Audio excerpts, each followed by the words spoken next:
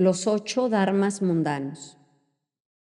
Pema Chodron, 1998. Del libro Cuando todo se derrumba. Gaia Ediciones. Fragmento del capítulo 8. Los 8 dharmas mundanos.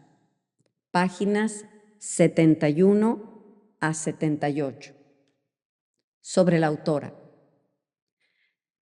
Pema Chodron nació el 14 de julio de 1936 en Nueva York. Es una monja budista de linaje de Choyen Trungpa. Fue la primera estadounidense ordenada como monja o bhikshuni en 1981. Es primera directora y maestra residente en Gambo Abbey, Cape Breton, Nueva Escocia, Canadá. El primer monasterio tibetano creado en Norteamérica para occidentales. Autora de varios libros de budismo y meditación, entre los que destacan por el éxito de venta, Los lugares que te asustan y La sabiduría de la no evasión. Capítulo 8. Los 8 dharmas mundanos. Puede que sintamos la necesidad de erradicar, de alguna manera, los sentimientos de placer y dolor, de pérdida y ganancia, de alabanza y culpabilidad, de fama y ofensa.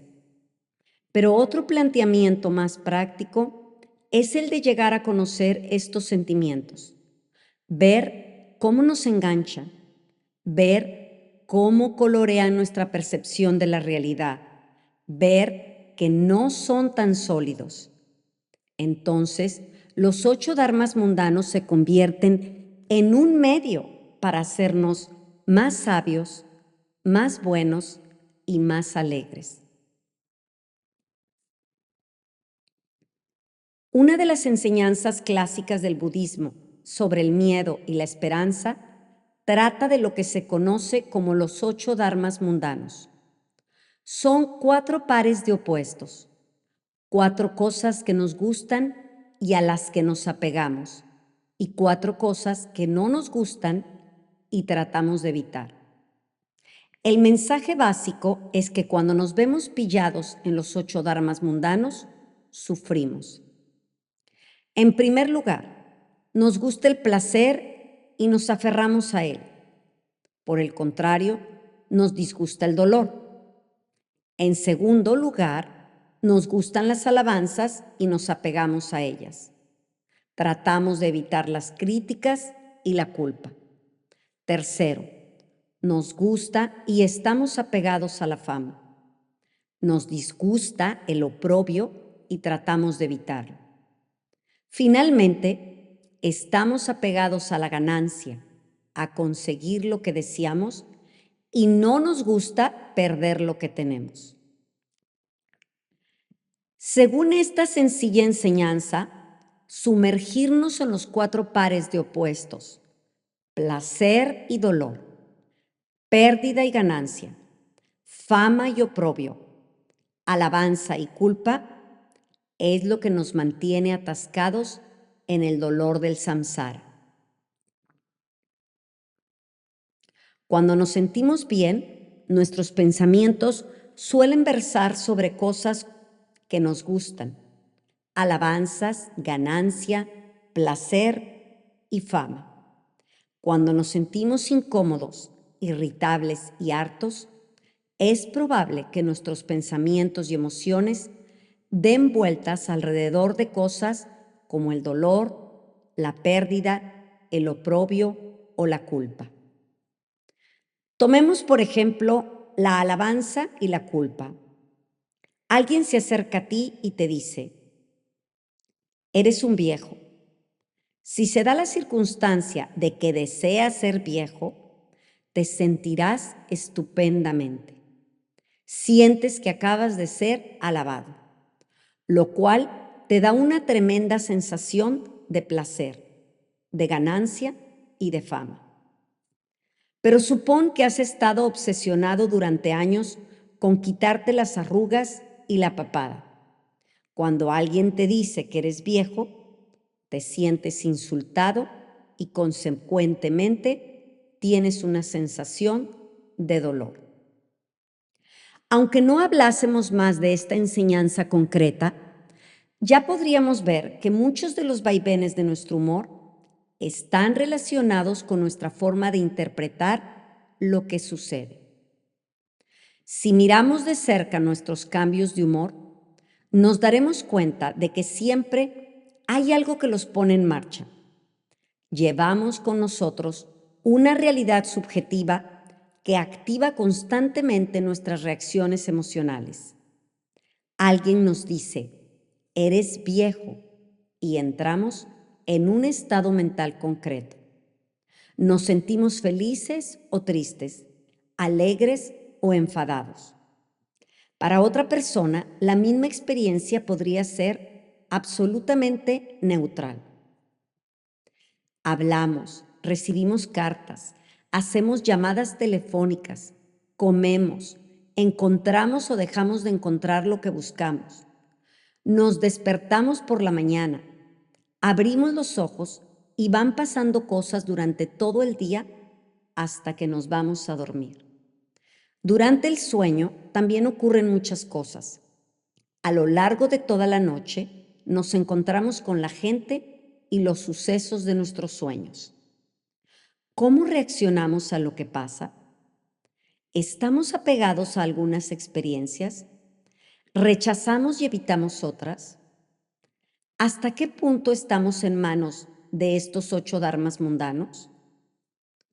Lo irónico del caso es que somos nosotros los que despertamos los 8 dharmas mundanos y lo hacemos en reacción a lo que nos ocurre en el mundo. Los dharmas no son nada concreto en sí mismos.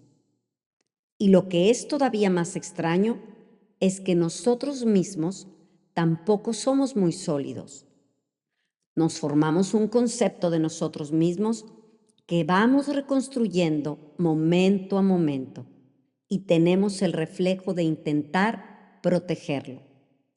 Pero la idea misma de protegerlo es cuestionable porque el concepto que tenemos de nosotros mismos hace mucho ruido y da pocas nueces. Es como tratar de manejar una ilusión que desaparece. Puede que sintamos la necesidad de erradicar los sentimientos de placer y dolor, de pérdida y ganancia, de alabanza y culpabilidad, de fama y ofensa.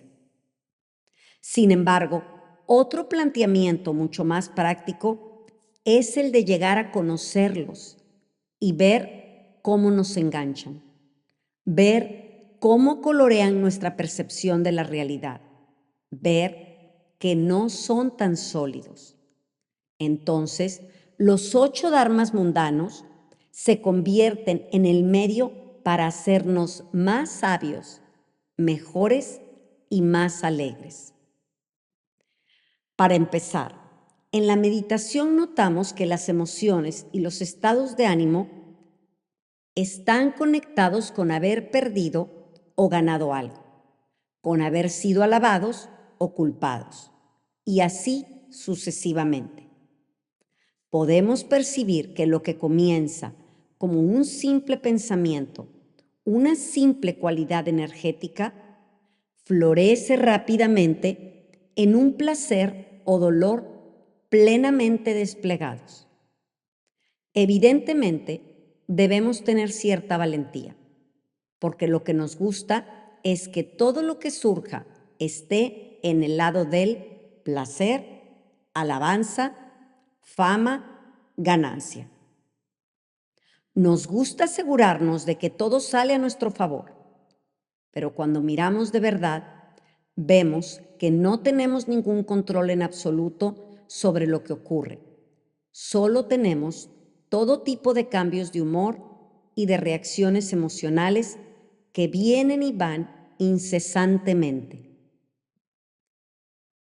Algunas veces nos vamos a encontrar completamente atrapados en el Dharma. Nos sentimos tan enfadados como si alguien hubiera entrado en nuestra habitación y nos hubiera dado una torta en la cara. A continuación, puede que se nos ocurra pensar, espera un momento, ¿qué está pasando aquí? Entonces, lo miramos de cerca y vemos que hemos sentido que perdíamos algo o que hemos sido insultados. No sabemos de dónde procede tal pensamiento, pero nos vemos, una vez más, atrapados en los 8 dharmas mundanos. En el momento mismo que sentimos esa energía, podemos hacer lo posible por disolver el pensamiento y darnos un respiro. Más allá de todo ese follón está el ancho cielo. Allí mismo, en medio de la tempestad, podemos soltar y relajarnos.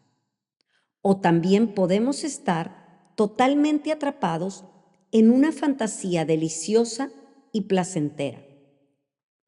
Cuando la miramos, vemos que de repente sentimos que hemos ganado algo, que hemos adquirido algo, hemos sido alabados por algo.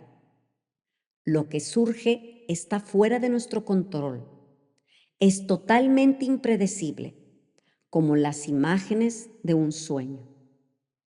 Pero surge y volvemos a estar enganchados en los 8 dharmas mundanos. La raza humana es muy predecible. Surge un pequeño pensamiento, se desarrolla y antes de que sepamos qué es lo que nos ha impactado, nos vemos atrapados en la esperanza y el miedo. En el siglo VIII, un hombre notable introdujo el budismo en Tíbet.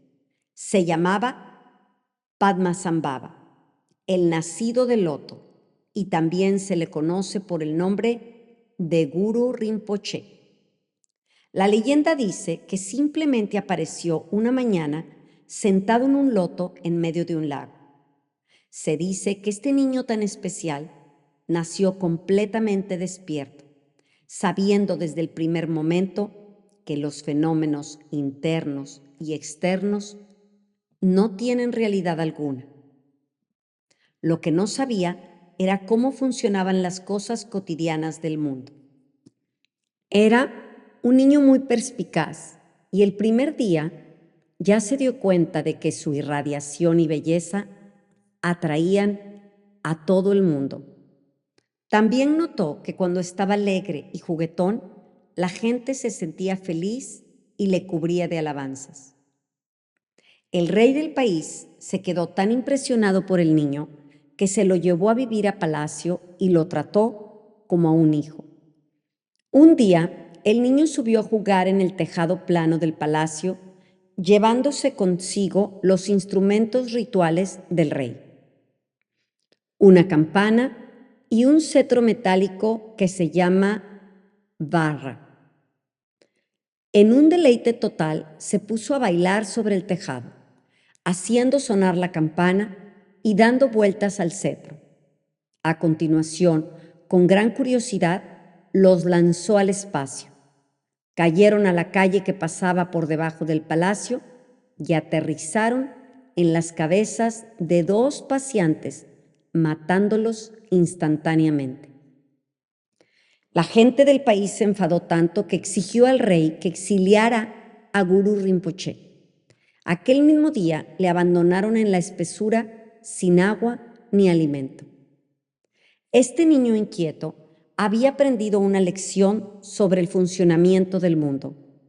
La historia dice que este breve pero vívido encuentro con la alabanza y la culpa era todo cuanto necesitaba para descifrar cómo opera habitualmente el samsara. Desde entonces, abandonó el miedo y la esperanza y trabajó alegremente para despertar a otros.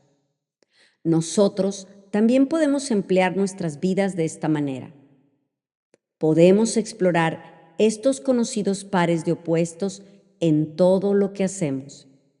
En lugar de caer automáticamente en nuestros patrones habituales, podemos empezar a percibir nuestra reacción cuando alguien nos alaba y cuando alguien nos culpa, ¿Cuál es nuestra reacción?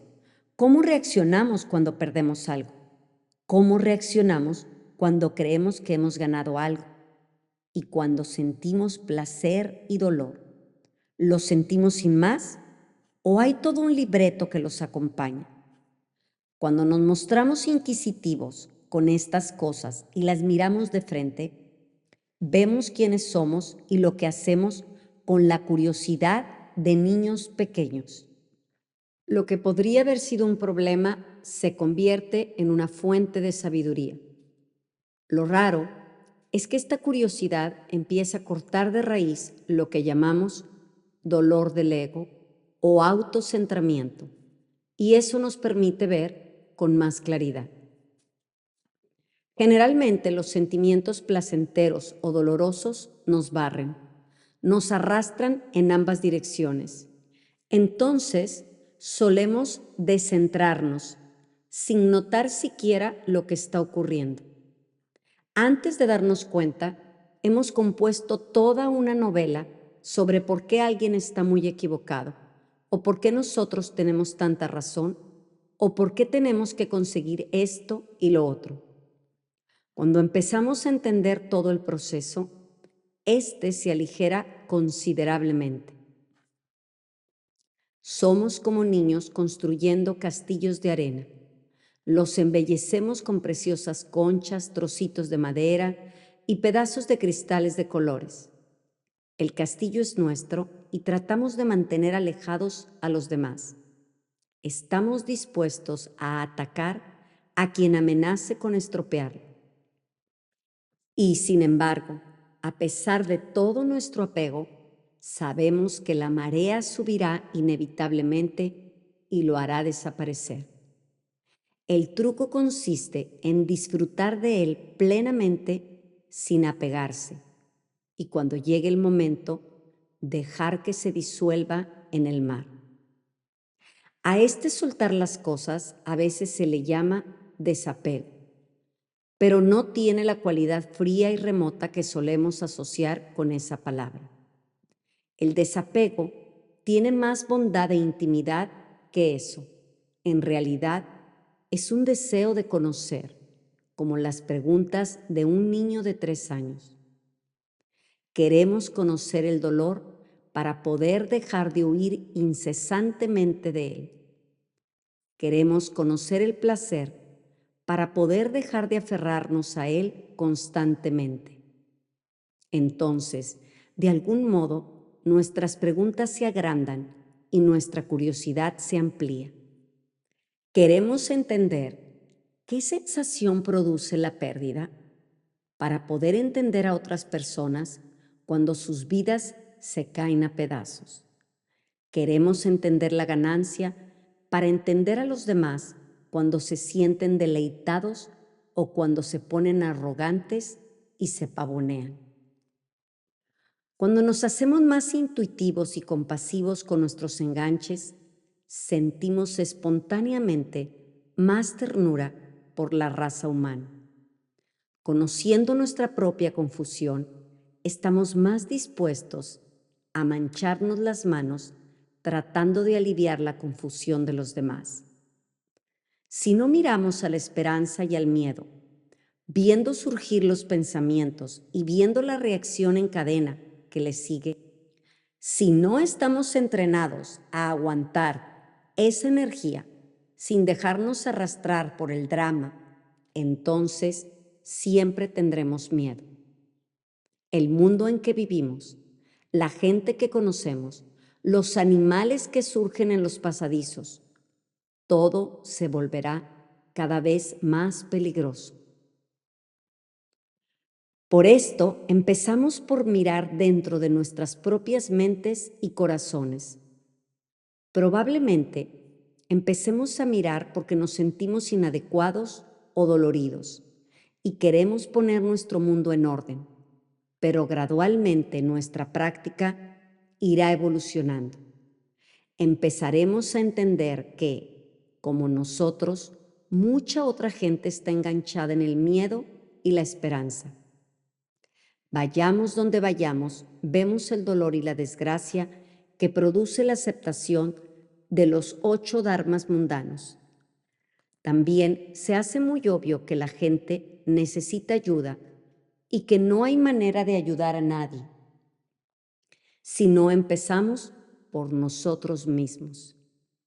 Empieza a cambiar la motivación que nos dirigió a la práctica y deseamos ser más pacíficos y razonables en beneficio de los demás. Seguimos queriendo ver cómo funciona nuestra mente y cómo nos dejamos seducir por el samsara, pero no lo hacemos solo por nosotros mismos. También lo hacemos por nuestros compañeros, nuestros hijos y nuestros jefes.